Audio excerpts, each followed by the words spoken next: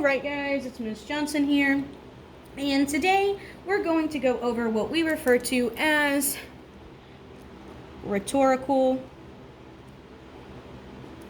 appeals. I do want you to go ahead and pull out your journal. These are your notes section of the day. Go ahead and call them this. So when I refer to appeals, I mean the way that authors, or in the unit we are beginning today, which is going to be our speech unit, so it's not just authors, it's also speakers, they use these appeals to, appeal to the audience. And there's different sort of modes and ways that we can do this. I'm going to teach you the sort of three most common and honestly important appeals that speakers and or authors put in their text. So these are called the Aristotle sort of rhetorical appeals. I know you don't know who that man is.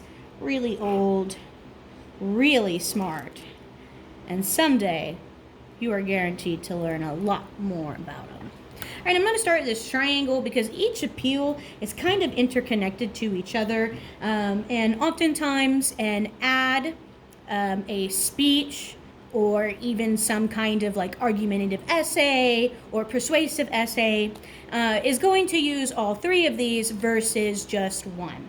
But we're going to start here at the top. The very first appeal we're going to go over is called logos, right? The logos. This means, I'm going to put like a little equal. It means logic / reason / proof. Okay, so in order, that started moving. In order to get our audience to sort of understand whatever argument or main idea that we're getting through, we're going to use logic to appeal to our audience member. So there's some techniques. So let's underneath this, I'm going to write techniques. Did I spell? Yeah, I spelled that right. Okay, good on me. All right, so the techniques that authors use to get the logos in there. Right, the first one is structure. Right, and so structure is like opening, body, conclusion, etc. How you might think of an essay being written out. So that's one technique to get the logos through, right? It's showing sort of a logical going through whatever the issue is. It's also would do references. So references to studies, statistics, facts, etc. Right? So it would have that sort of information that really backs it up. So again, it's going into this idea of not only logic, right? These things logically tell us that whatever we're listening to is right. But it's also giving us the proof. This is the proof to back up whatever the main idea of the text is. And the last thing that they can do is in order to sort of show us that they know what they're talking about and going into this idea of reason, they could do comparisons. They might do analogies. And they might even have metaphors, right? And those are connecting to this idea of reason. So let's think about this metaphor one. Maybe I'm trying to sell some kind of peace meditation podcast. And my metaphor as my reason for why you should listen to my peace podcast is that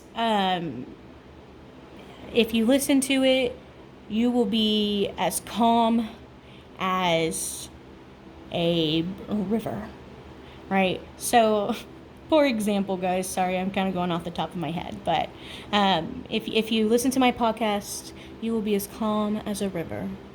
Right? That's that metaphor that's going into this reasoning, trying to appeal to your logic, saying why whatever it is I'm talking about matters. Right? The next one we're going to talk about is ethos. Okay, and we're going to put this down in the far left corner. Let me make sure you can still see everything. Yeah, you can see everything. All right, so ethos. This is our credibility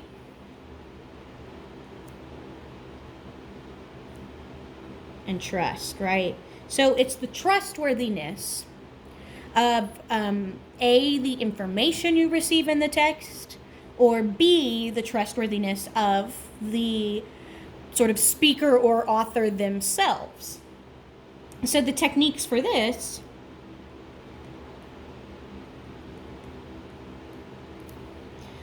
are going to be personal branding. So, for example, if we find out Nike is venturing into making some kind of new, let's say, shoe that's never been made before, the mere fact that they are Nike and we know that they're a personal brand, right? That holds credibility because it's Nike. Another one is confidence in delivery. Now, to talk about this one, I want you to think more of a speech. So, how confident is the speaker as they're giving their speech? That's really important. And if their confidence level is high, us as audience members are more likely to believe they are credible and trustworthy. Because if they're, giving their speech very smoothly, then they gotta know what they're talking about, right? And the last one, most obvious, is going to go more into research. If either a speech person or an author writing cites credible sources, we know that they've done their research and we can trust whatever they've done, right? Okay. And our very last one, and the one that I find is used most often if I'm talking about like ads, or commercials, they all use these. But also speeches, I think, lean into pathos a lot. Now, pathos is our sort of emotions and our values as a society. And if you think about it, it would make sense why that's the one most used, right? Because as people, we are very emotional beings, whether you think we are or not. Some of the techniques they would use would be like stories. So personal stories about how someone, let's say, smoked their whole life and then, started having some lung problems. So they stopped smoking. All right. That's a story that's going into our emotions of, oh no, they had, lung problems. This is bad. Personal stories, or just sort of stories that are, on a more corporate level or something, those can also work. The next one we have is inspirational quotes. So a lot of the times, if I'm just going to think of ads for a second, so commercials. Commercials will involve this idea of the inspirational quote to sort of manipulate us as viewers and to manipulate our emotions. So Nike, right? They have the sort of just do it. Okay, that's inspirational in and of itself.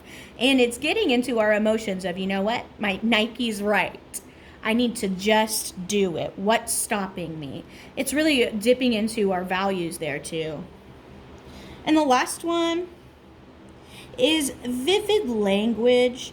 So as a little sort of explanation for this, like descriptive language, right? So if a speech writer It's talking about, let's say, some sort of natural disaster that happened, and it did injure and possibly kill people.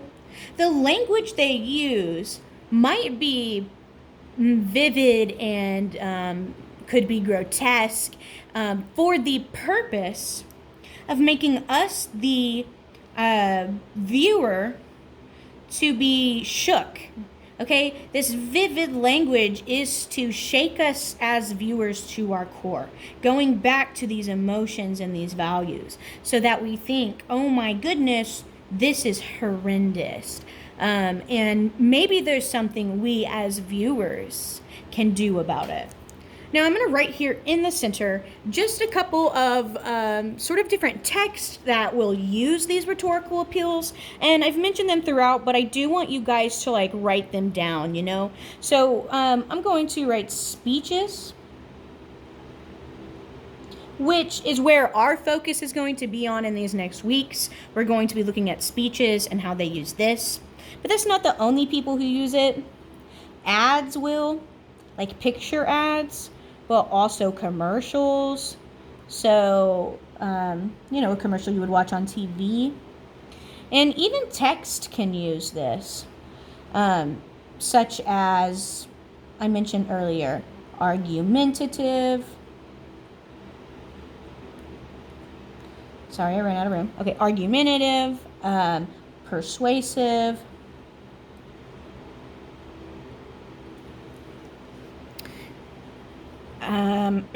and even in some ways, we could have a sort of a. I'm trying to think of what I'm going to say. Debate.